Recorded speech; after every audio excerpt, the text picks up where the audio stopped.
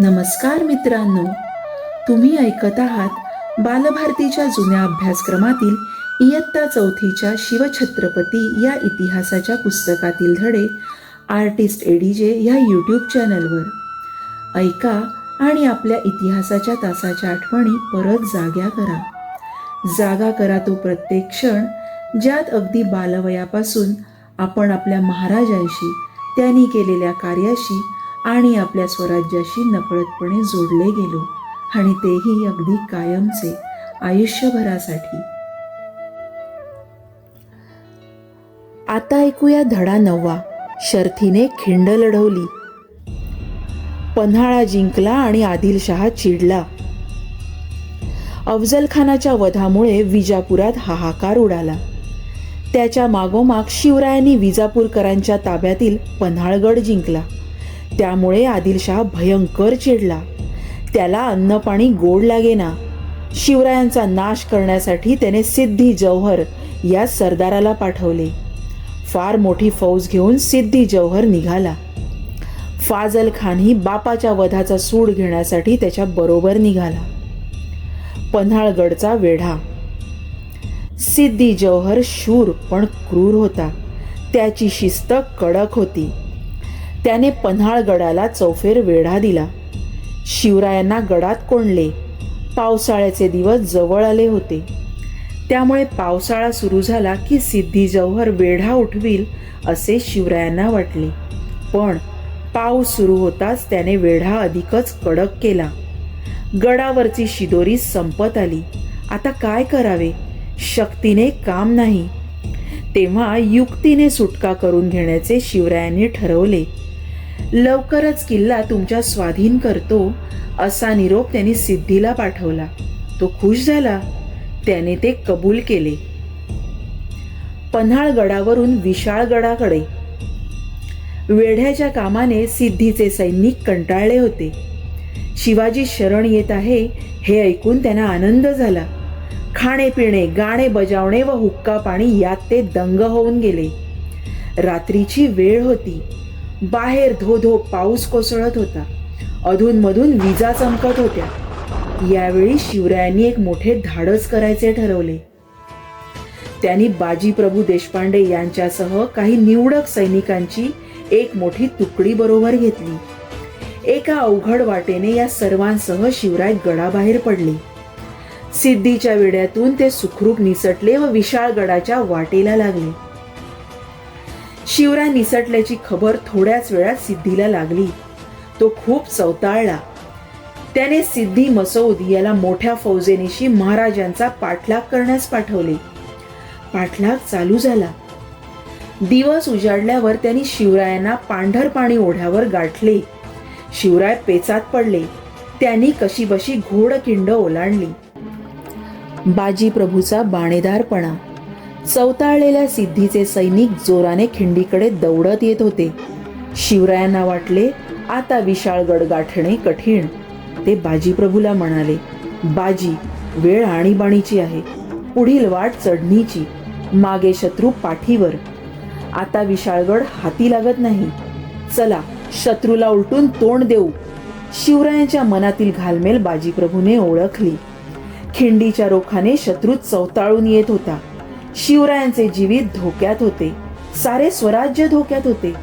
बाजीप्रभूने शिवरायांना कळकळीने सांगितले, महाराज, तुम्ही थोडे सैनिक घेऊन विशाळगडाकडे चला. उरलेल्या सैनिकांसह मी खिंडीत उभा राहतो. महाराज, मी मरेन पण शत्रूला खिंड चढू देणार नाही. एक बाजी गेला तर तुम्हाला दुसरा मिळेल. पण देशाला शिवाजी महाराजांची गरज आहे. गनिमांची संख्या अफाट आहे. आपण थोडे आहोत. येथे आपला निभाव लागणार नाही. तुम्ही येथे थांबू नका. आम्ही खिंड रोखून धरतो. गनिमाला आम्ही येथेच थोपवून धरू. तुम्ही गडावर पोहोचेपर्यंत आम्ही येथे शत्रूला अडवून धरू. तुम्ही निर्धास्तपणे जा. बाजीप्रभूची स्वामी भक्ती बघून शिवराय गहिवरले. बाजीसारखा मोहरा इरेला घालणे त्यांच्या जीवावर आले होते. पण त्यांना स्वराज्याचे ध्येय गाठायचे होते. त्यांनी मन आवरले. शिवराय बाजीला प्रेमाने भेटले व म्हणाले, आम्ही गडावर जातो. तेथे पोहोचताच तोफांचे आवाज होतील. मग ताबडतोब खिंड सोडून तुम्ही निघून या. बाजीने शत्रूला रोखले. बाजीप्रभूला खिंडीत मागे ठेवून शिवराय विशाळगडाकडे निघाले. बाजीने शिवरायांच्या पाठमोऱ्या मूर्तीला लवून मुजरा केला. मग त्याने आपल्या हातात समशेर घेतली आणि तो खिंडीच्या तोंडाशी उभा राहिला. त्याने मावळ्यांच्या तुकड्या पाडल्या, त्यांना जागा नेमून दिल्या. मावळ्यांनी दगडगोटे जमा केले आणि ते आपापल्या जागी तयारीने उभे राहिले.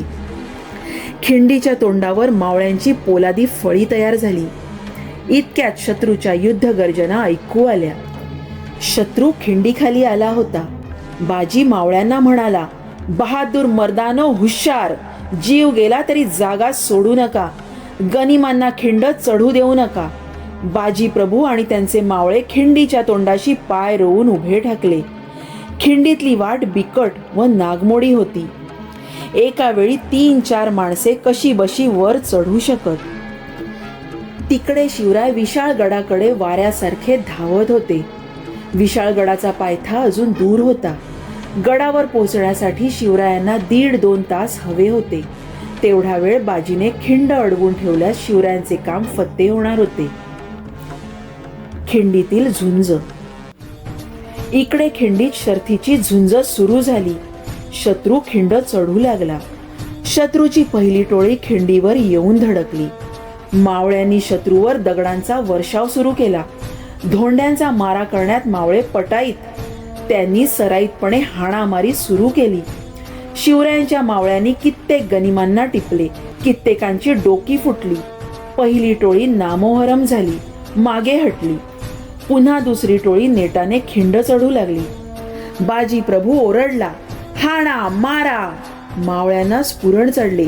हर हर महादेव अशी गर्जना करत ते शत्रूवर तुटून पडले. पुन्हा दगडांचा वर्षाव सुरू झाला. शत्रू धडाधड कोसळू लागला. बाजी बेहोश होऊन ओरडला, शाब्बास माझ्या पठ्ठ्यांनो, फेका आणखी दगड, ठेचा गनिमांना, होऊ द्या जोराचा मारा, शाब्बास तुमची. दुसऱ्या टोळीचा निकाल लागला. तिकडे शिवराय विशाळगडाकडे घोडदौड करत होते. गडाचा पायथा जवळ येत होता. प्रत्येक क्षण महत्वाचा होता. विशाळगडाच्या पायथ्याशीही शत्रूचा वेढा होता. शिवरायांनी आपल्या निवडक साथीदारांसह शत्रूच्या मोर्चावर हल्ला चढवला. शत्रू बरोबर झुंज देत शिवराय पुढे सरकले. ते आपल्या मावळ्यांसह शत्रूची कोंडी फोडून विशाळगडाच्या माथ्याकडे धाव घेत होते. बाजीचा पराक्रम. इकडे घोडखिंडीत शर्तीची झुंज अजून चालू होती. सिद्दी मसऊद चिडला होता. त्याची तिसरी टोळी खिंड चढू लागली. मराठ्यांनी शौर्याची शर्थ केली. शत्रूने बाजी प्रभूवर हल्ला चढवला. बाजीला घेरले. बाजी त्वेषाने लढू लागला. पराक्रमाची शर्थ केली. बाजीच्या अंगावर अनेक वार झाले. जागोजाग जखमा झाल्या. अंगातून रक्ताच्या धारा वाहू लागल्या. तरीही त्याने खिंडीचे तोंड सोडले नाही. त्याचा सारा देह रक्ताने न्हाऊन निघाला. पण तो मागे हटला नाही. मध्येच त्याने ओरडून मावळ्यांना सूचना दिल्या. मावळ्यांनी शत्रूवर निकराचा मारा केला. शत्रू हटला. बाजी प्रभू घायाळ झाला होता. तरीही मावळ्यांना झुंज चालू ठेवण्यास तो बजावत होता. त्याचे सारे लक्ष तोफांच्या आवाजाकडे होते. ती पावनखिंड. एवढ्यात तोफेचा आवाज कडाडला. तोफांचे आवाज धारातीर्थी कोसळलेल्या बाजीच्या कानी पडले. महाराज गडावर पोहोचले. मी माझी चाकरी बजावली. आता मी सुखाने मरतो असे म्हणून त्या स्वामी भक्त बाजी प्रभूने प्राण सोडला. बाजी प्रभू सारखे देशभक्त होते म्हणून स्वराज्याचे पाऊल पुढे पडले. त्या स्वामीनिष्ठांच्या रक्ताने घोडखिंड पावन झाली. पावनखिंड या नावानेच इतिहासात अमर झाली. धन्य ते वीर आणि धन्य धन्य तो बाजी प्रभू. धडा 9 इथेच समाप्त होत आहे. या पुढील धड्यात तुम्ही ऐकणार आहात शाहिस्तेखानाची फजिती. मित्रांनो, यापुढेही असेच नवनवीन व्हिडिओ अपलोड झाल्यावर त्याची सूचना मिळण्यासाठी आपल्या आर्टिस्ट एडीजे या चॅनलला सबस्क्राईब करून बेल आयकॉनवर क्लिक करा आणि व्हिडिओ आवडल्यास जरूर लाईक आणि शेअर करा. धन्यवाद.